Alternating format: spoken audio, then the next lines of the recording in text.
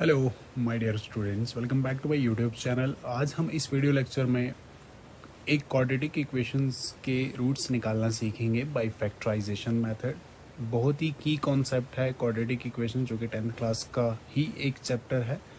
उस 10th class के quadratic equation के चैप्टर में एक सबसे पहला जो की कॉन्सेप्ट है वो है किसी क्वाड्रेटिक इक्वेशन के रूट्स निकालना बाय फैक्टराइजेशन मेथड। इससे प्रीवियस लेक्चर में हमने पॉलिनोमियल्स को कवर किया था और साथ में रियल नंबर्स के की कॉन्सेप्ट्स को कवर किया था।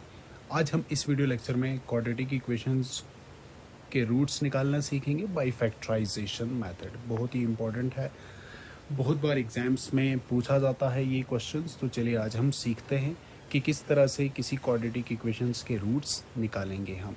तो हमारे पास जो इक्वेशन है, जो क्वाड्रेटिक इक्वेशन है, वो ये है X square minus 3x minus 10 is equal to 0। हमें इस क्वाड्रेटिक इक्वेशंस के रूट्स निकालने हैं बाय फैक्टराइजेशन मेथड।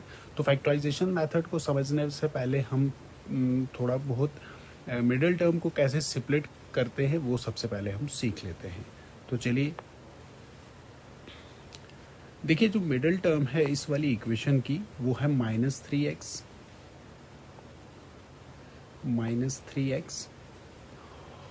इस मिडिल टर्म को स्प्लिट करने के लिए हमें कुछ कंडीशंस को फॉलो अप करना पड़ेगा। जैसे फर्स्ट और लास्ट टर्म का प्रोडक्ट आप यहाँ पे लिख लें।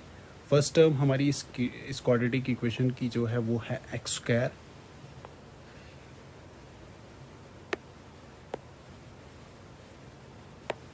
एक्स स्क्वायर है हमारी फर्स्ट टर्म, और लास्ट टर्म जो है वो माइनस 10 है। इन दोनों का प्रोडक्ट निकालें, ये बन जाता है minus 10x square. Very simple, बहुत ही बेसिक कॉन्सेप्ट है अलजेब्रा का कि दो टर्म्स को कैसे मल्टीप्लाई करते हैं। तो वही दो टर्म्स थी हमारी फर्स्ट टर्म और लास्ट टर्म इसी गिवन क्वाड्रेटिक इक्वेशन में। उन दोनों का प्रोडक्ट हमने जब निकाला वो प्रोडक्ट हमें आया माइनस 10x स्क्वायर। अब हमने क्या करना है, मिडिल टर्म को देखना है। मिडिल टर्म हमारे पास है यहाँ पे माइनस 3x। इसको फैक्टराइज करना है, इसको स्प्लिट करना है, यानी इसकी दो टर्म्स बनानी है। तो दो टर्म्स हम जब बनाते हैं तो मैं यहाँ पे लिखता हूँ माइनस 5x प्लस 2x। बहुत ही बेसिक अलजेब्रा है कि minus 5x plus 2x is always equal to minus 3x। अब जब हम इन्हीं दोनों टर्म्स को मल्टीप्लाई करेंगे, यानी माइनस 5 इंटू 2x, जब ये मल्टीप्लाई होगा तो it will become minus 10x square. Minus 10x square, ये वही प्रोडक्ट आया जो फर्स्ट और लास्ट टर्म का प्रोडक्ट था। यानी करना क्या होता है, मिडिल टर्म को ऐसे स्प्लिट करना होता है कि जब आप उसको बाइनरी ऑपरेट करें तो वो मिडिल टर्म ही आए, और जब आप उसका प्रोडक्ट निकालें वो फर्स्ट और लास्ट टर्म के प्रोडक्ट के बराबर हो, जो यहाँ पे हुआ। ये प्रोडक्ट और ये प्रोडक्ट हमारा बिल्कुल एग्जैक्टली सेम आया। तो इसका मतलब है अब हम इस क्वाड्रेटिक इक्वेशन को स्प्लिट कर सकते हैं। क्लियर? तो चलिए आगे बढ़ते हैं हम। सॉल्यूशन में क्या करना है हमने, first term is as it is, x square जो है ये एज इट इज लिख देनी है, और उसके बाद जो माइनस 3x है इसको हमने स्प्लिट किया इस फॉर्म में। यानी इसकी दो टर्म्स बन गई हमारे पास माइनस 5x प्लस 2x। क्योंकि जब माइनस 5x को प्लस करते हैं हम 2x के साथ, it will become minus 3x square. और जो लास्ट टर्म है हमारे पास थर्ड टर्म जो है वो एज इट इज रहेगी, माइनस 10 इज इक्वल टू 0। ये हो गया आपका पहला स्टेप। और उसके बाद दूसरा स्टेप जो होगा उसमें क्या करना, आपने कुछ भी नहीं करना, दो टर्म्स के आपने कॉमन निकाल देने हैं। जैसे यहाँ पे एक्स स्क्वायर माइनस 5x, इन दोनों टर्म्स में एक चीज़ कॉमन है जो है x। तो जब हम इस फर्स्ट टर्म से x बाहर निकालते हैं तो अंदर बच जाता है हमारे पास x, और जब माइनस 5x से बाहर जाएगा x तो अंदर बच जाएगा ओनली 5। Is that clear? तो सेम केस आपने इसमें भी रिपीट करना है, कुछ कॉमन देख के। और ऑब्वियसली जब हम 2x और माइनस 10 में कुछ एक चीज़ कॉमन देखेंगे तो वो कॉमन है 2। अब देखें कैसे, जब हमने फर्स्ट टर्म से 2 कॉमन निकाला तो अंदर बच गया हमारे पास x, और जब हम माइनस 10 से 2 कॉमन निकालेंगे इट विल बिकम माइनस 5। क्योंकि जब हम वापस इसको ये 2 मल्टीप्लाई करेंगे इन दोनों टर्म्स के साथ, ये बन जाएगा 2 into x 2x, 2 into minus 5 minus 10। तो इस तरह से आपने कॉमन निकालना है सेकंड स्टेप में। और थर्ड स्टेप में क्या करना है, आपने इन दोनों टर्म्स में एक एक चीज़ कॉमन है। अब हमने इन पूरी दो टर्म्स इनको कंसीडर करनी है। तो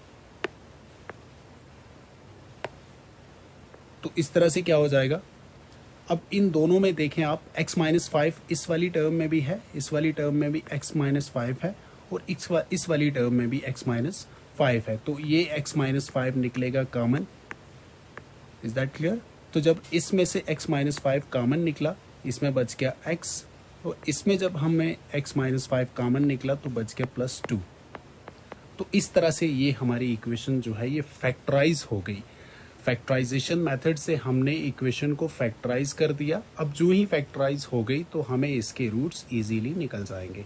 तो हमने क्या करना है, दोनों जो फैक्टर्स आए हैं इस इक्वेशन के, यानी x माइनस 5 और x माइनस 2 x प्लस 2, इन दोनों को अलग अलग सेपरेटली हम इक्वेट करेंगे 0 तक। तो देखिए कैसे,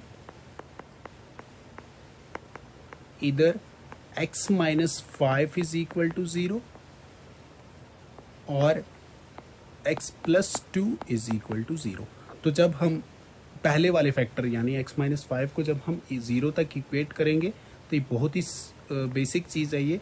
तो x की वैल्यू क्या आ जाएगी, ये -5 ट्रांसपोज होके इक्वल टू के उस साइड चला जाएगा, तो इट विल बिकम +5। क्लियर? और ये जो इस वाले केस में जो +2 है ये ट्रांसपोज होके बन जाएगा -2, इक्वल टू के उस साइड ट्रांसपोज होके ये -2 बन जाएगा।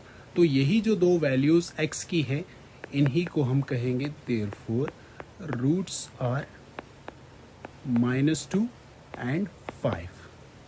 I hope you all understand this very basic key concept of quadratic equation.